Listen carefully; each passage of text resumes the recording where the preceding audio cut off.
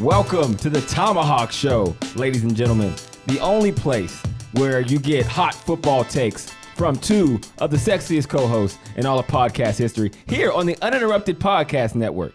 If you've been living under a rock, I got to get a better line because I always use that one. But my name is Andrew Hawkins. I am a former NFL wide receiver. Here's a weird stat of the day for me. I played against the Ravens 11 times. And I had roughly 25% of my career production against the Baltimore Ravens. I am joined by Joe Thomas, the first left tackle in NFL history and the best left tackle in NFL history. Here's a weird stat for Joe. You may have heard it. He played 10,000 consecutive snaps. I looked that one up. That's a true stat. Can you believe it? Joe, how are you today, man? I'm doing good, Hawkin. It's not because the Browns won this week. Oh, gosh, how did I know? Did. Yeah, that's great. I know. You're not good at teasing, Joe. You just like to go right for it. I can see why you have so many kids. It's like, give it time, okay? Let's make it last. The offense, they look like an NFL offense. Baker Mayfield throwing the football like he was 22 years all over again. It was amazing. It was a flashback to his youthful performances from last year. But no, the reason I'm good is because I made enchiladas for the first time in my life. Oh, wow. And I made a lamb enchilada because I had some lamb left. Because you're really rich and rich people eat lamb. That's what rich people do. They make lamb enchiladas. All right. And it was really good. I made a spam enchilada yesterday, but go ahead. I love Mexican food. And I know for the most part, it's just like fresh ingredients, kind of simply prepared. But for some reason, I didn't think I'd be good at making enchiladas, and I made them, and they were absolutely amazing. So that made my day good. So when you're a fat guy, the food that you eat throughout the day has a 80% impact on the happiness that that day provides you. Oh, wow. Yeah. How are you doing? I'm okay, Joe. Can I tell you another weird stat about me? In the last decade of my life, right? And I only say decade just for it honestly could be 20 years. You're dying when you're 40. No. Not going forward. I mean, the previous decade of your life. In this last decade. And in my entire life, I have only cooked one meal that wasn't processed, microwavable, or already cooked in my life. And what was that? It was a filet that my nanny at the time, Taylor, shout out to Taylor, her mom bought me for Christmas, or I forget actually what holiday it was, but gave me instructions on how to cook it. So I cooked it. It turned out delicious, but that's literally the only meal I've ever cooked. So thoughts on me, Joe? Yeah, thank you. What temperature do you like your filet? If you had to guess, this is a good game, right? Let's you know where I'm going on this one. Let's play a game of unconscious bias. How do you think I like my filet cooked, Joe? When I'm at a restaurant. Absolutely. If that thing is not darker than dirt, you are sending that thing back. You are damn skippy. I don't eat live animals like you do, Joe. That's not my thing, man. 165 degrees, you ain't touching that thing. You're going to say this looks raw. Medium well. I don't like to eat blood, okay? Thank you. Send it back. just like my wife. I did a pork for my wife, and I cooked it to 150, which is like medium well. And she took one bite, and she's like, I can't eat this. This is raw. And I'm like, I thought it was going to be overcooked. I'm glad you said you think it's raw because I was worried it was overdone. People don't like when the animal moves around in its mouth, okay? I like my animals dead. If I'm going to eat them, I like for them not to be still using their internal organs. Moisture. Yeah, I'd appreciate that. All right, let's get into the show, man. I think it's time to kick things off with our favorite segment, Dog Check. Dog Check! Hey, I like that, man. This is real. We typically don't get it live. Shout out to DJ Chris on the ones and twos. What do you guys think of the name Krispy Kreme for Chris? Krispy Kreme? We'll try it on. We could try it. I mean, if he keeps dropping tunes like that, he's earned it. All right, so Cleveland Browns. They're in first place. No big deal. You know, I mean, just the way we thought about it, Joe. Give me your biggest takeaway, just one. Right now, from the game. One big takeaway. Biggest takeaway, this was the Browns offense that we expected to see in 2019. It was a little bit of what we saw in 2018. A lot of bit of what we seen in 2018. But I will say it was a little different because in 2018, we played so much more with big personnel because we didn't have OBJ out there. But we're a team that's going to play with 3 receivers in the game. Mm-hmm. We've got a lot of talented receivers. We're not going to leave it on the bench. That's stupid. Yep. So we're going to play 1 tight end, 1 running back, and 3 receivers. And I think it took a little while for Freddie and Baker and OBJ to kind of figure out how we were going to fit his offense into the mold of the 11 personnel or the 10 personnel or the 12 personnel. Because we needed to get those weapons on the field. And this was the first game that I really saw Baker feeling comfortable with the plays that Freddie was calling. They were running the ball really efficiently. Baker was throwing the ball really well. He was getting a lot of good completions. They were focusing a lot on those RPOs. They were completing passes. When you have the talent that our Cleveland Browns have at receiver, get them the football, even if it's 5 yards down the field, and then let them go and run with it. Let them go play backyard football. Once the ball's in their hands, they're going to make stuff happen. We saw it with that big throw and catch that Jarvis had where he caught the ball and he kind of weaved through, and then all of a sudden he was gone for like 60 yards. So Jarvis went off today. Jarvis had a great game, really a great first half, and didn't see much from him in the second half, but we didn't need him. Well, he got a concussion, so there was that. Actually, I don't know if it was a concussion, but he got hurt. But he got hurt. He had to leave the game. I mean, the Browns won 40-25, and they really controlled it. And it became an epiphany to me while watching that game that a big thing that they're missing as an offense is Brashad Perriman, who was like a deep ball threat. Like Odell is definitely a deep ball threat, but he's not just a like blow the top off the defense guy like Perriman was for them last year. And you're right, like the offense they had looked a lot like last year. Jarvis Landry is like an extension of the run game because you just throw it to him short, and he's so good at yards after catch. He's so tough. You know what I mean? He goes and gets those grit yards. And if you look, Baker had a bunch of yards, but he didn't really have to do that much, right? Like he's getting the ball out of his hands, quick passes, and letting the receivers do the rest, letting the tight ends do the rest. Nick Chubb got back to form, and he was balling because they were giving him the ball. Like he's just like Novocaine. If you give him time, he always works. And yeah, that wrote was that one in your show today, didn't you? Yeah, that one's a shout out to Coach Boone. Remember the Titans. But yeah, no, it looked good, man. And Baker typically responds when the national media and all of us are like, "Yo, it's time to play ball."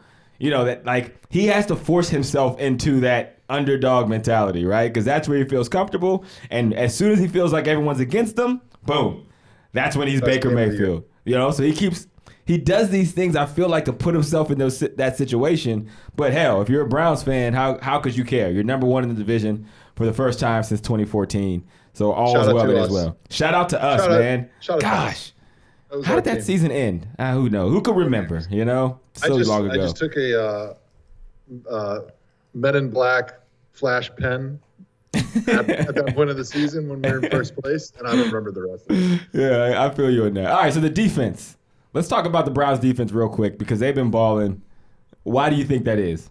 What do you contribute the defense balling to? But they've had injuries too, so that's like an important thing to note. There's a lot of the reasons why the Browns have a great defense right now, but it starts with their defensive line. Those guys are studs. Olivier Vernon is playing great football. Obviously, we know Myles Garrett is playing all-pro, if not defensive player of the year level type football. But you got to give a lot of credit to Steve Wilkes. He's getting that team ready. He's put together a really good plan week in and week out. And I think John Dorsey gets a healthy amount of credit too, because they have been missing 3 out of their 4 starting defensive backs for the last 2 weeks of the season. 2 weeks ago, they were missing their entire starting secondary. And then this week, they've got Demarius Randall back, but they were still missing 3 out of the 4 starters. And they were still able to play really, really good in the back end. They shut down Lamar Jackson. And that's a credit to John Dorsey, because I think strategy-wise, John Dorsey, good veteran backups with a lot of experience, like the Browns do right now. They're able to step in and play very specific game plan roles like you would have against a Lamar Jackson, and play very, very good football. Like if you line those guys up against the best receivers in the NFL and told them to play man coverage, they're not going to be able to hold up. But they're smart, they're savvy, they've got the experience, and when you have an experienced coordinator like Steve Wilkes, he's able to understand, all right, what do these guys do well? And I'm going to craft a game plan that fits their skill set. And he's done that 2 weeks in a row, because they played really well last week with all 4 of their starters out against the Rams, and then they played against this week against Lamar Jackson and the Ravens, really good just the same. But that's what I'm saying. Like, I can't just be like, yeah, they just got veteran backups. A lot of teams have veteran backups. They've shut down two of the best offenses, and maybe not shut down, but they've limited and played better against two of the best offenses in the NFL that any defense has all year and probably will for the remainder of the season. So, yeah, I got to give hats off to all those guys who have stepped up, and as well as Steve Wilkes. Steve Wilkes, that's what I'm saying. He might be up for a head coach job next year. Let's hope not. That's the problem is when you have really good coordinators, they always leave because they go become head coaches. Actually, he got totally screwed in Arizona. He had no chance. That's bullshit. 1 year? Are you kidding me? That's what this is showing me, that's BS. And again, the Cardinals are still 0-4, so clearly it was the head coach's problem.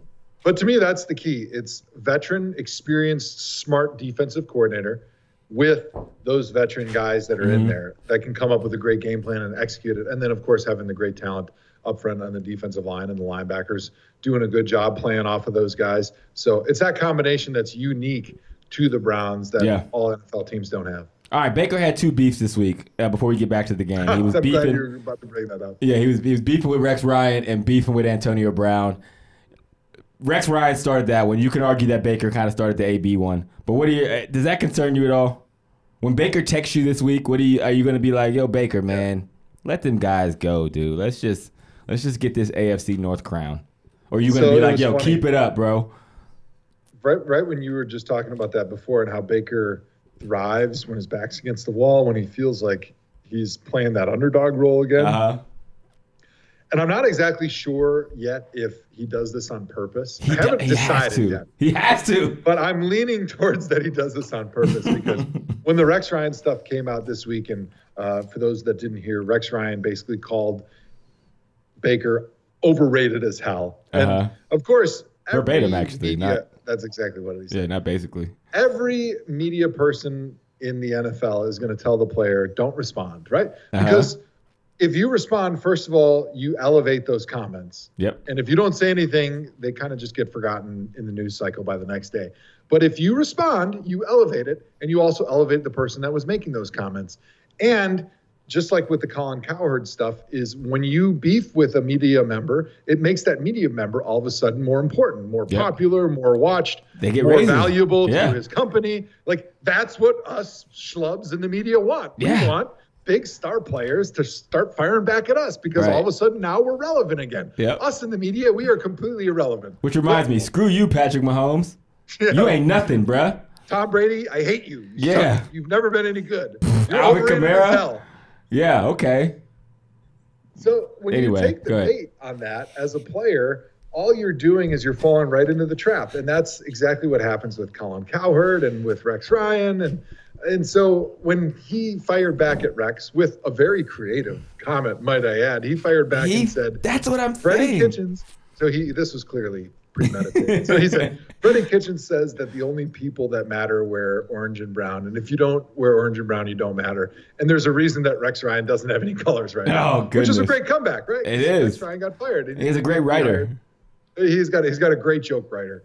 To which, I don't know if you saw it, let me hear. Rex Ryan, being the great all-time comeback guy, what did he wear on the set today on ESPN? Did you see? No, I didn't. What did he wear? He wore a brown blazer and an orange tie. Oh, man. Ride it, Rex. Because I played against Rex Ryan a bunch when he was in Baltimore and then when he was in New York with the Jets and with Buffalo. I played against him forever. And so, and Mike Patton was his top lieutenant, and we both played for Mike Patton. So I've known Rex-ish in the NFL circles. I played for his brother, Rob. And Rex is the type of guy, as a head coach, would love Baker. He loves that back and forth. He loves that trash talk. Out of any coach in the last 20 years in the NFL that loves trash talking, he's your number one guy, right? So the fact that him and Baker were beefing is perfect because they're like the same person. They really are. Rex Ryan used to talk crap to me on the sideline if I caught a pass. Dude, he talks to everybody. He's like, you midget. You think that's impressive? That's not impressive. Get back to the huddle. You pee-wee football player? Like, that's the kind of stuff he would say to you on the sideline. I'm not even exaggerating. This isn't the coffee talking. Go ahead, Joe. He would just talk to everybody. My favorite comment that he ever made was in a press conference. Remember, he was talking about one of these Dolphins linebackers. I don't remember the Dolphins linebacker, but he said this in a press conference. He was talking about this guy because this guy had gotten in a fight. It was Channing Crowder? No. Jamison Crowder? I can't remember. Jamison Crowder's a slot receiver, so it couldn't have been him. Probably not him. I can see his face. He played for the Dolphins. But anyways, so Rex Ryan famously was quoted as saying, "I've walked over tougher guys going to a fight." And it was the best. He totally shut him down and totally crushed his life. So I hope this Baker and Rex Ryan beef continues on for two reasons. One, clearly it's made Baker Mayfield play like his hair's on fire because he was lights out this weekend, which was awesome to see. So he was clearly motivated. He loved playing that underdog role where nobody gave him a chance and everyone was talking trash about him. And two, I can't wait to hear the creative stuff that these guys come up with because they've got some really talented joke writers behind the scenes. And I really would love to just grab some popcorn and listen to this go on the whole season. They have better writers than us, man. John, you're fired, bro. We gotta figure out who writes for Baker Mayfield and Rex Ryan. That's the real win in this podcasting. All right, so we're going to let Rex Ryan and Baker continue their beef because it's entertaining to us. Odell Beckham had a quiet day. Jarvis Landry obviously went off. And this is a question that everybody had coming in, right? When Odell's going off and we're not hearing much from Jarvis anymore, how is he going to respond? When Jarvis is going off and Odell, he has a quiet day even though they get a W, how is he going to respond over time? Is that going to be enough? Is there too many cooks in the kitchen? Like, what do you think Odell is feeling right now, Joe? Right now, Odell is feeling like, okay, I'm a C. So he's feeling nothing. Like if you had the emoji, it would be the yellow emoji with the straight line mouth. Yeah. He's not sad right now. He's not happy. And I'll tell you why, because they won and they got everybody off their back this week because everybody was talking about this offense and everybody was talking about Baker and the conversation inevitably turned to, well, they added Odell Beckham. He's kind of like the different piece out there. And even though sometimes when you add a superstar like that, you don't know how to use him and he doesn't have synergy and he doesn't know how to fit in the offense and yada, yada, yada. So I think he's happy that those questions are kind of a little bit tampered down. Now, they're going to be there because he only had 2 catches for a minimal amount of effect in that game. But for the most part, he was on the field. He had an impact. He was drawing coverage. He was out there firing up his team with his play and his firiness. He was getting fights. And so I think his feistiness. He got in fights, didn't he? Did he fight Humphreys? He did. He did. And he lost an earring. And so I think part of the reason he's a little sad is that he is not exactly celebrating as much because he didn't have the stats. And he lost an earring. Yeah. Another piece of jewelry that we're talking about after an Odell Beckham game. Lost earring. It's all right. He has a lot of money. He can get a new earring. If he's like me, and if he's smart like me, he's wearing cubic zirconias. So I lose earrings all the time. I go to Claire's, I get a new pair. So when people think they're real, you just wear the fake ones. Do you think Odell would admit that he's wearing CZs? It's a good question. You're comfortable enough to admit it. Do you think Odell would admit it? No, he wouldn't admit it. But then again, he's probably not wearing CZs. He's so much richer than you, though, that he just doesn't care if he loses a diamond earring. Yeah, because it wouldn't be a headline if he lost an earring, right? Like if you lose a CZ, you don't tell somebody you lost a cubic zirconia. Because then it wouldn't be a headline. Yeah, because then you don't care. Like, oh, okay, glad I wore fake earrings because I lost it. No, you tell people like, damn, I lost an earring. Like when you're actually upset that you lost an earring and it's probably real. Yeah. Yeah. So that's the situation with Odell Beckham's earring. Odell Beckham's spirits, thanks to Joe Thomas. Random, because it's a podcast and I can go wherever I want with it. I used the catchphrase to get your money's worth today on NFL Network before Joe did. Yeah, I'm gonna get the video. I'm gonna bring it out, and I want to do this. We're gonna. Listeners, if you've made it this far in the episode, which clearly you have, if you've listened to the best podcast ever, you don't walk out on the best podcast. So now that you're listening, you have to make sure you submit catchphrases for us to use on TV, Joe and I. And we will keep a tally who actually does it. Right now, I'm 1-0. I'm going to get video evidence to prove that I used it today on the NFL Network Game Day Live. I said, you got to get your money's worth. Randomly. At a bit, and they all kind of looked at me like, what are you talking about? But I knew it would be funny for the ThomaHawk Show. So I'm a team player. Joe, you're down 1-0. Factually incorrect. Uh-oh. Jacksonville Jaguars, Tennessee Titans in Jacksonville. I'm standing in front of the pool in the upper deck in the suite cabana area. I'm standing next to Maurice Jones-Drew and Andrew Siciliano. And remember what the catchword that week was? It was get your money's worth. We've only had one catchphrase. You can't have it. Or you got, what was it? You got to have it? Or you hate to see it. No, it's you hate to see it. No, we never had you hate to see it as a catchphrase. Yes, we did. And I said it twice. I looked right into the camera and I said it twice on that show. And ThomaHawk will back me up on this one. Yeah, somebody. So it's 1-1. If anybody out there remembers us saying you hate to see it as a catchphrase on the ThomaHawk Show, please speak up. Let's go to the judges here in the studio. John, do you remember us saying you hate to see it as a catchphrase? No. Yeah, you hate to see it. That Joe is wrong. All right. Well, Joe hates to see it. Joe, Joe hates to hear it. He hates to not memorize. It was get your money's worth, Joe, right? That's the only one we've had, and he hasn't paid up on it, so he hasn't gotten his money's worth. Gotta have a new one. All right. Well, now it's time to move on to our next segment, our favorite segment of all time. Am I tripping?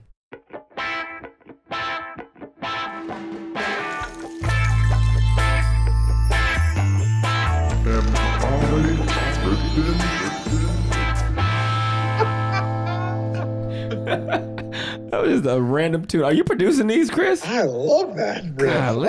going to listen to that tonight. Right. Relax a little bit, pull the covers over my head, turn that thing up to like a 10. There you go. And just watch the Browns. That's how Joe gets in the mood. All right, here we go.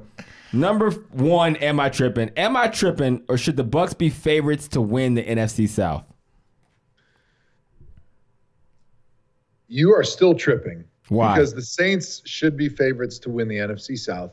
I got the Bucs either second or third. I still can't believe in Jameis Winston. I mean, he throws an interception in a point of the game right there in the fourth quarter when he should not have been throwing anything even remotely risky. And he gives the Rams an opportunity to come down and tie the game. Okay. Of course, the Tampa Bay Buccaneers can't block. Or excuse me, the Rams can't block. And Jared Goff gets sacked, fumbled, and Ndamukong Suh picks it up, runs it in for a touchdown, and saves Jameis Winston. But until you get more consistent play at your quarterback, I don't think you can win that division. Teddy Bridgewater's playing well as of last week and as of last night. And so I think they're still the favorite, especially because I think Drew Brees is going to come back in like 3 or 4 weeks. And they'll still win that division, but Atlanta looks just piss poor. I mean, their defense, which is supposed to be awesome, sucks. I mean, Dan Quinn got the job for his defense, and his defense has never been good. And when Kyle Shanahan was there, their offense was good, and everyone talked about how great their offense was, best offense in the NFL. He leaves, and now their offense has been doo-doo for, what is this, the third year now? Yeah. So, they got a lot of problems. I mean, Carolina, Dan Quinn won't make it out of the season, I don't think. The Falcons' defense is literally terrible. Mariota was throwing it all over the field. Now, this is an offense that typically relies on Derrick Henry and Delaney Walker, right? Like a tight end and a running back. Corey Davis and A.J. Brown literally went off on the Atlanta secondary. And it wasn't just a bunch of big plays. They were like medium-level passes that they would break 4 tackles in the secondary and go into touchdowns. It was like one of those performances that you watch when coaches actually do get fired. Because it's like, okay, you're a defensive head coach, and your defense not only is not good, but they're not even playing hard, right? Like, and that's what you always hate to see, is that, to use Joe's catchphrase that everyone in the ThomaHawk suggested to use, you hate to see guys that aren't giving the effort defensively, and that's what it looked like with the Falcons today. That is the first thing that gets you as a coach fired. If you have bad strategy, okay. If your players aren't playing well, as soon as those players are not playing hard, the media jumps all over that, and the ownership thinks that the coach has lost the team, and that's when you get fired. So don't be surprised if something happens in Atlanta in the next few weeks, especially if they're not playing harder as of next weekend. All right, what we got next, John? Lions tight end T.J. Hawkinson was carted off the field after an attempted hurdle caused him to land awkwardly on his head. You hate to see it, Joe. Am I tripping, or should guys stop trying to hurdle defenders? I've been saying this all year long. The NFL is going to outlaw hurdling. They're going to do it. Mm-hmm. It's way more risk than reward. Like, Eric Weddle got hurt on the same kind of play. Guys are breaking arms, shoulders, concussions, yeah, it looks sweet when it works, but then you have plays like Vernon Davis when he tries to hurdle and the guy backpedals, and you look like you're galloping in the middle of the football field. Like, not only does it risk getting hurt, but it risks you looking stupid, right? And that's not fun for anybody, Joe. That's a short man take. Okay. What do you expect when you're a All 6'6", 260-pound tight end, and you've got a 5'9", 195-pound DB that's much more athletic than you, much quicker, much faster, much more able to go low, and they're going and diving full speed, 20 miles an hour at your knees? You think you should just let them take your knees out? I mean, what are you supposed to do? Like, I mean, if guys are allowed to dive at your knees, you're going to have to be able to jump up in the air to try to not allow them to take your knees out at the kneecaps. Then when you land on your face, and I mean, I don't think that's a good option either. So what do you say? Just no low tackles? You got to tackle everybody around the waist. You better lube the knees up or something. Put some Vaseline on them. Try to get guys sliding off. Stop jumping. No, I mean, it is a short guy take. It has never crossed my mind to ever hurdle anybody. Because there's nobody outside of your son Austin that you'd be able to successfully hurdle when they're diving at your leg. Palomalu actually was a shoestring tackler, even against like little guys, and I'd never had an answer for it. Like he would take me out low every time, and it would work literally 100% of the time because I just never had to prepare for somebody tackling me low. Everyone always sees me and says, like, yo, this is big hit time. It's time to make Sports Center. All right, what we got next, John? Larry Fitzgerald passes Tony Gonzalez for second in all-time receptions behind only Jerry Rice. Ahead of Randy Moss, ahead of Terrell Owens. You guys see where I'm going with this. Am I tripping, or is Larry Fitzgerald the second best wide receiver of all time? Hawk, I'm looking at you. No. He's good. Third is good, and third is the best you can get because Jerry was the best. Randy is second, and Larry is third. Here's my pushback. All right. I don't think Randy Moss can be in the top 5 all-time of receivers because he had one route tree, and that was go deep. That is false. He could not run anything underneath. He had no intermediate routes. All he could do is run by you. That is a Falk take. Now, it was fake and really false. Effective. That's Falk, bro. But shouts to Luke. I think Luke Falk. Larry Fitzgerald is a better receiver because he was able to run so many more routes, and you could put him in so many more offenses, and he fit better in more different schemes than Randy.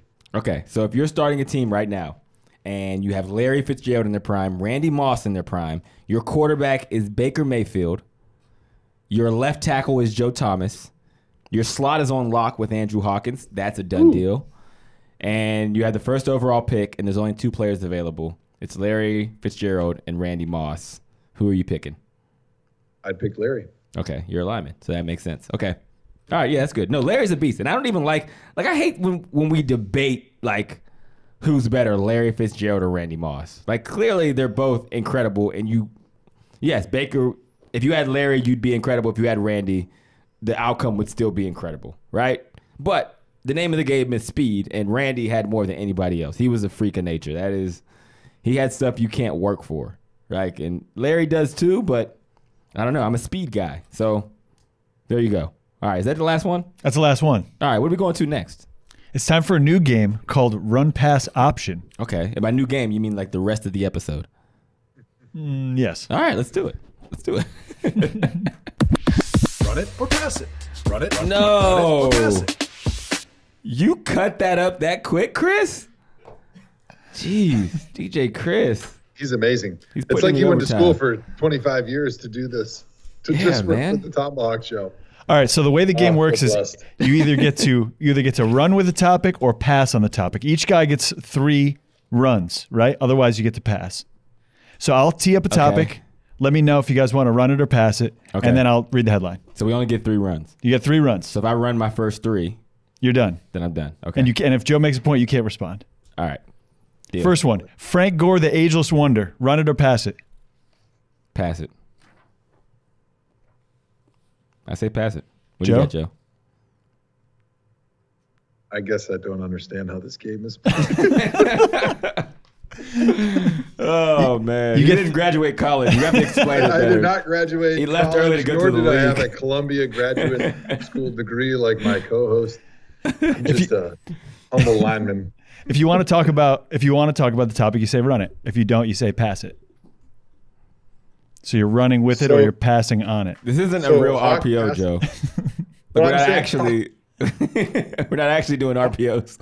Hawk said pass, so I thought that just means we pass then, or then I have to. You can run if you choose. What if I pass every one? So if he passes and I run, you ruin the show and the game. Yes, and then Hawk can't respond because he already passed. Yeah. So do you want to talk about Frank Gore hitting 15K? I passed. I'll pass. More Minshew magic. Run it or pass it? I want to run it. I shouldn't go first every time because then Joe is just going to base his answer off of me. Gardner Minshew leads the Jaguars to a comeback win versus the Broncos. Hawk, run it. Yeah, no, he's legit. I didn't fully believe in Gardner Minshew. I thought it was a cute story. I thought the mustache was adorable, right? I didn't really think he was a good quarterback.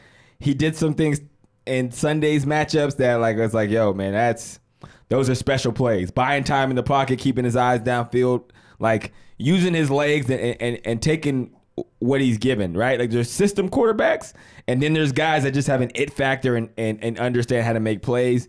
He showed he's able to do that today. So he's climbed the leaderboard in my mind. He's elevated himself to, at the very least, a 12-year backup, right? We're only 4 games in. So I'm saying his floor is he's a guy as a backup quarterback that people will always sign for the next decade plus to be like, yo, if a pinch happens and our first rounder goes down, he's a guy that can come in and win. If he continues on, he can push himself even higher. But he's the real deal. He's not a 5th rounder or 3rd rounder who just comes in the league, plays a couple games, and then fizzles out. He showed me that today. Joe, you want to run it or pass it? I'll run that. I like what Hawk said there. I'm going to add one of the things you don't usually see from rookies is as the play clock goes on, to be able to keep your eyes on your receivers, on the secondary, but have that second nature of being able to understand where the pass rush is and where you can hang in the pocket with a calm mind and calm feet and not try to just run out of the pocket or run yourself into trouble. Mm-hmm. And he did that a few times, especially towards the end of the game.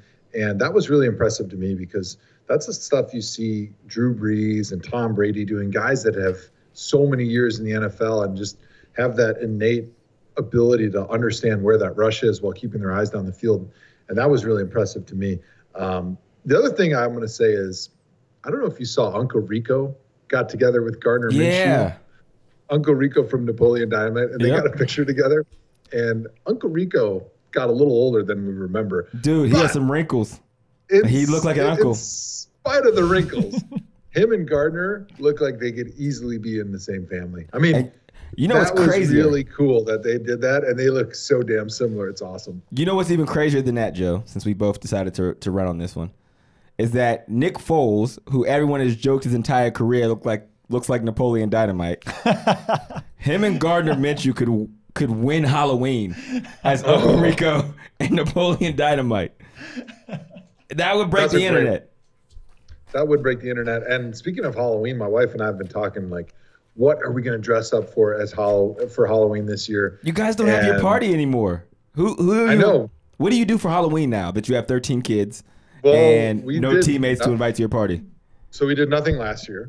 And this year Halloween is, I think, on a Thursday. So I'm actually doing a Thursday night game, but we're going to go to a friend's Halloween party, I think, the weekend before. And so we got to have a costume. So this will be our first Halloween party in a couple years. So we want to make sure we have good costumes because we always enjoy dressing up. Yep. So call the ThomaHawk line, send us a message, let me know what my wife and I should dress up as. And my first suggestion, Hawk, when she brought this up to me is, do you remember that big guy on Night Court? Remember that TV show Night Court, the big bald cop guy? Absolutely. That's what I told her we should dress up as. Didn't I say that last episode you look like him? Did you? Maybe you weren't on yet. I said Joe looks like the dude from Night Court. Remember the show Night Court? Can we confirm or deny, John? Oh, yes. I think this was before you got on, Joe. I remember this. We were Googling Night Court before you got on the show. With your new haircut. That was what caused it. So I told her that's what we should do. She thought it was a horrible idea. So I'm reaching out to ThomaHawk. Please tell us what I should be for Halloween. But you're right, that would be awesome. It would also be awesome if listeners dressed up like a ThomaHawk or like the ThomaHawk Show. Actually, no, because That can get racist. No blackface for all the listeners out there. Yeah, if you're black, you can dress up as Hawk. Yeah. If you're white, If you you have can a dress black up friend, as me. But there will be no mixing of races. There will be on the no ThomaHawk black Show. or white face from our listeners, okay? That will not be tolerated in the Tama flock. All right, what do we got next? Question. Danny Dimes does it again. Joe, run it or pass it? I'm going to run.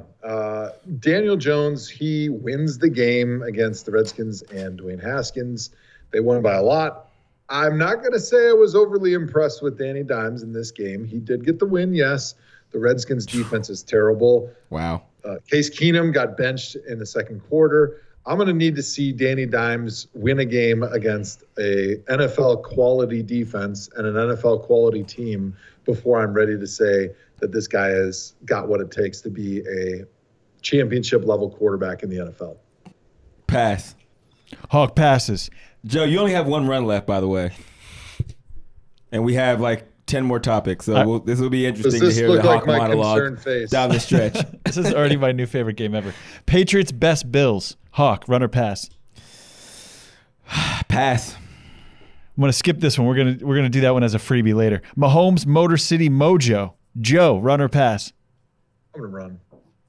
Joe's final run it. Joe, is that all right? Chiefs defeat Lions in a thriller 34-30 to remain unbeaten. Joe, run it. So I'm even more impressed with the Chiefs right now than I was when I woke up this morning and ate my eggs and bacon for breakfast, because when you have a amazing team and you do one thing really, really, really well, which is what the Kansas City Chiefs have done up to this point, right? They have been Patrick Mahomes, throw the ball all over the field and make defenses defend every blade of grass.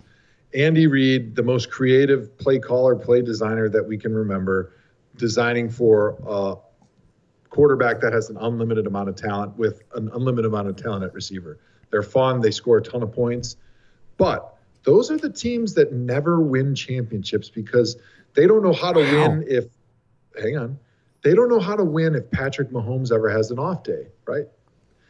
They don't know how to win if somebody, for some reason, figures them out or there's some matchup issue that day and they have to win in different ways. But today, they showed me that they're a complete team. They went into Detroit, and in a game that Patrick Mahomes did not play his best, I don't even think he threw a touchdown pass in that game. They were able to find a win against a yet defeated team from Detroit. And so that's what impressed me. They were able to find a way to win besides just Patrick Mahomes throwing for 7 touchdowns. And I think that this possibly could be the year that Andy Reid finally wins the Super Bowl. Hawk, run it, pass it. So Joe's out of runs. So we're going to hit Hawk with a run of runs or passes. I got 2 left, right? You got 2 left. All right. Villainous Vontez Burfict, run it or pass it? Pass. Kyle Allen, QB controversy, run it or pass it? Pass.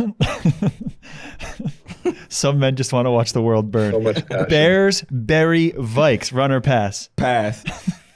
Flack Hawk down, run or pass? Pass. We're out of topics, man. Okay. Not a lot of stuff I feel like talking about. Bonus run or pass here. Okay. 2014 vibes in Cleveland. No, you that's guys something both get a free run. Go All for right, it. I'm going for the run here. The Browns are at first place in the AFC North for the first time since Week 10, 2014. Guys, take us back to Week 10 of 2014. What do you guys remember? Let me set a mood for you. I'm a free agent in 2013, right? I'm getting phone calls. Some of the top teams in the NFL. The Patriots are calling me. I have the Oakland Raiders. They weren't a top team, but I didn't have a big market. The Cleveland Browns call me. They say, hey, man, we want to turn things around in Cleveland. I say, sign me up. Restricted free agent. I sign. We get here. We got Kyle Shanahan, an up-and-coming young offensive coordinator in mind that says, hey, man, we know how to use the slot receiver, and we're going to figure this out. Do you want to be a part of the turnaround in Cleveland? I say, absolutely. I want to be a part of the turnaround in Cleveland. We get to Cleveland. Josh Gordon, one of the most talented receivers ever, is suspended the first 10 games. We don't bat an eye. We put together an incredible offense, an offense that sees us climb to 7-4. We are in first place in the division in week 12 of the season. Now, this is a guy coming from the Cincinnati Bengals. I'm like, yes, I'm going to be a part of the Cleveland Browns turnaround. This is what I came here for, to do something special. I'm no longer just the number 3 receiver in Cincinnati. I'm the man here. I'm on pace for 1,100 yards. We got Brian Hoyer, a Cleveland native. Let me tell you what Cleveland native means to Brian Hoyer in Cleveland. He's been a Browns fan his entire life. Him wanting the Browns to win wasn't just collecting a paycheck like 95% of the guys in the locker room, right? They want to win for selfish reasons. He wanted to win because he grew up with Brown jerseys. He grew up rooting for the Bernie Kosars of the world, the Tim Couches. He was alive when the team left. It was something special to him. It meant something. I get a call from the head coach. This is, I think, week 13. Mm-hmm. He says, hey, man, I think we're going to start Johnny Manziel. I laugh. Not against Johnny. I love Johnny. Johnny's one of my good friends. Good teammate. Was going through a lot at the time. I understood he wasn't ready to start. Johnny knew he wasn't ready to start. Everybody who was in that locker room, Joe included, everybody knew that Johnny was not ready to play. I thought the guy was joking. Silence on the phone. Yeah, we just want to make sure that we're doing putting ourselves in the best position down the stretch. I'm like, hey, we're 7-4. Good teams don't change quarterbacks at 7-4 and in first place in the division, coach. Right? Doesn't matter. What happened was Brian Hoyer was a guy that they felt wasn't a part of the future. They had a first-round quarterback. If Brian Hoyer takes the team to the playoffs, let's call it what it is. If he takes that team to the playoffs, he has to get a contract from the Cleveland Browns, right? Like if he does that in that moment, he's looking over his shoulder. He realizes Johnny Manziel is behind him. It starts to mess with his head a little bit. He doesn't play his best games. We end up losing the rest of the games the rest of the season, right? And a lot of guys in the locker room. I was a new guy. I remember Dante Whitner was a new guy. Carlos Dansby had come over there from the Cardinals, I believe. And I remember being in the locker room and overhearing a conversation amongst those guys. And they were like, the takeaway was everybody was kind of like literally distraught at the decision. At the coaching level was to put Johnny in at the time. And it's not against Johnny. It was that we had something that we built to that moment that we were all ready to ride out with, right? If we lost our next 6 games under those same situation, we were okay with that because that's how we got to that point.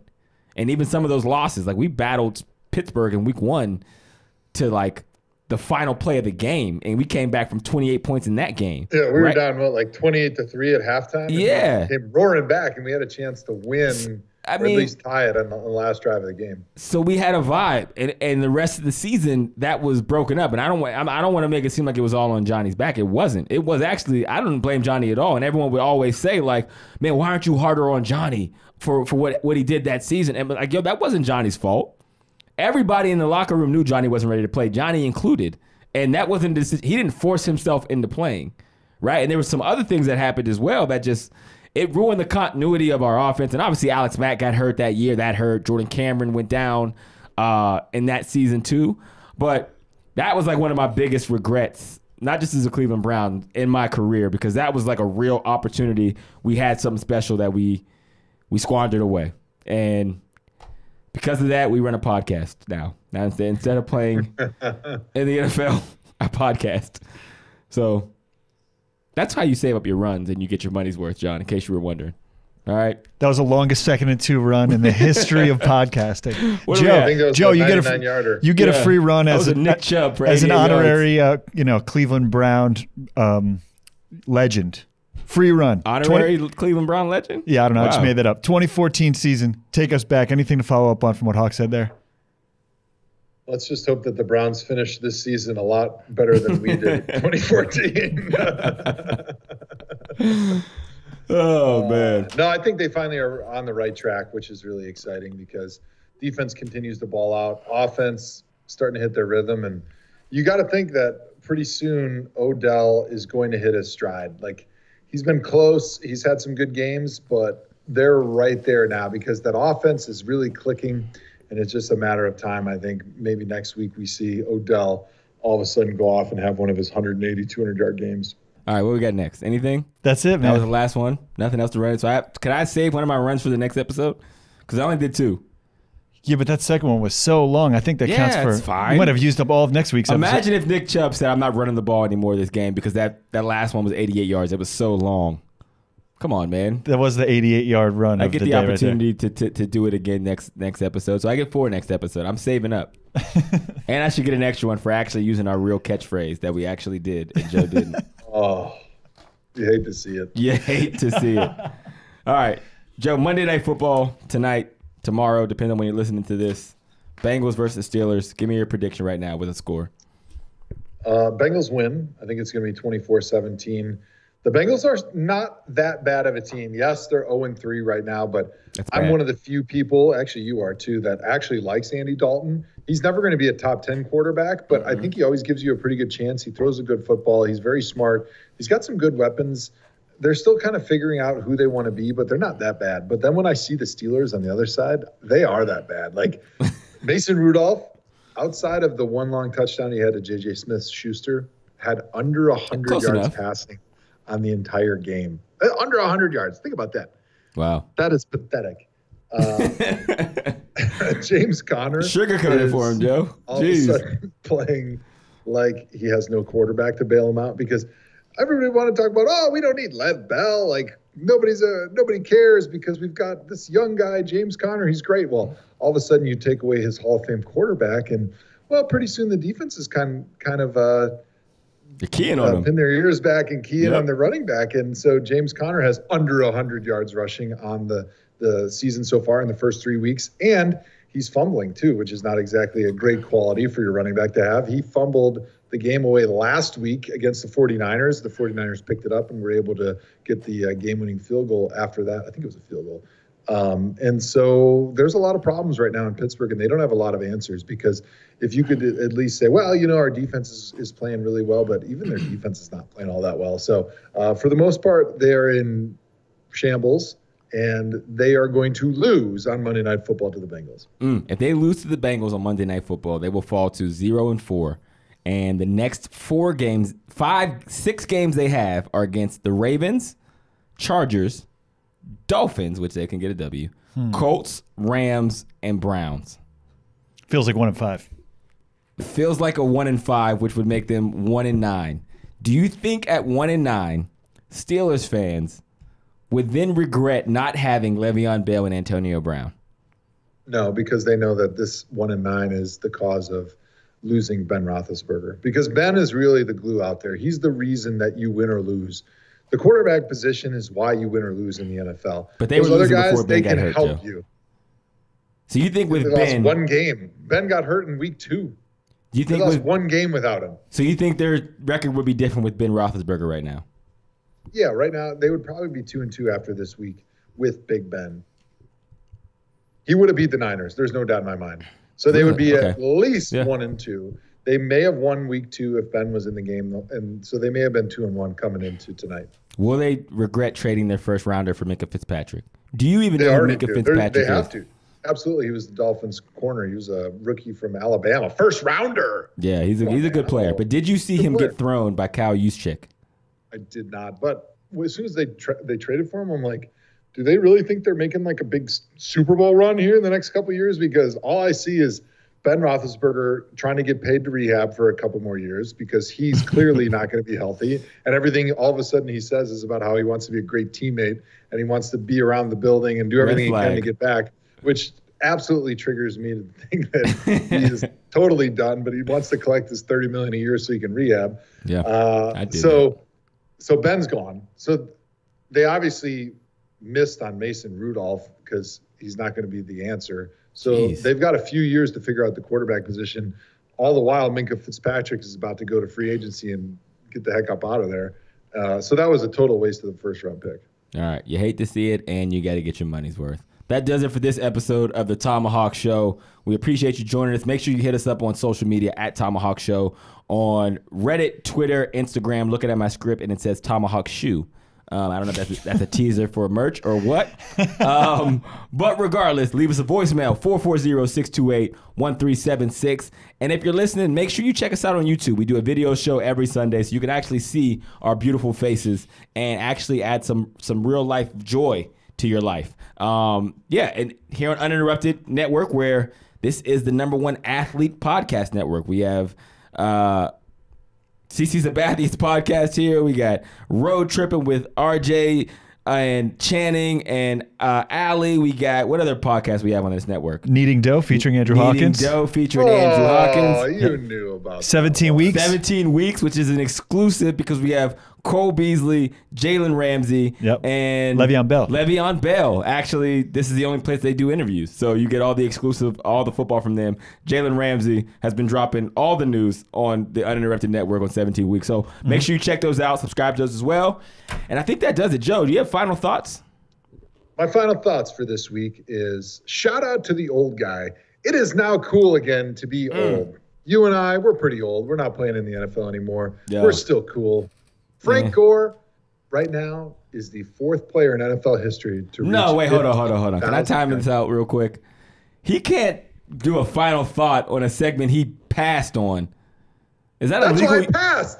That's illegal. I can talk about it in my final thoughts. That is a loophole. After further review, the ruling on the field stands. Go ahead, Joe. That is bull. Know your fucking role. You bring us in. I have the final thoughts. I've been taking this final thoughts thing seriously. I'm always trying to think of something interesting now. And now you're trying to ruin it. The reason I passed on it is because you had it as your final thoughts. All right. Sustained. Frank Gore is the 4th player in NFL history to reach 15,000 rushing yards. The other 3, Emmitt Smith, Walter Payton, Barry Sanders.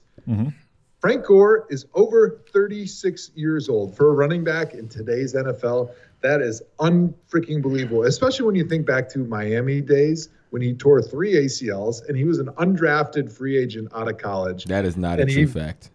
That's the ones that I made up. So okay. It's a 3rd round pick, but continue. It's just totally amazing to think of a guy, though, that they thought was too beat up coming into the NFL to be able to play like 14 years. I don't know how many years he actually played, but probably about 14 years. Yeah, that's about right. And to still be rushing the football the way he is right now, that's amazing. Larry Fitzgerald just passed Tony Gonzalez for the 2nd all-time on career receptions in the NFL. Only Jerry Rice has had. He's not going to pass Jerry Rice, but he's still playing after everyone kind of thought he was going to retire for the last couple of years. Still playing really well. And really, the way he's been playing, who knows how he's feeling, but he might play another year. I mean, who knows how much fun he's having with Kyler. He might play another couple of years. But either way, this seems to be the week of the old guys. So shout out to you and me and all the old guys out there and Frank Gore and Larry Fitzgerald. All right, that does it for the ThomaHawk Show. Joe, take us out. Joe Hawk. Yourself. Amazing music.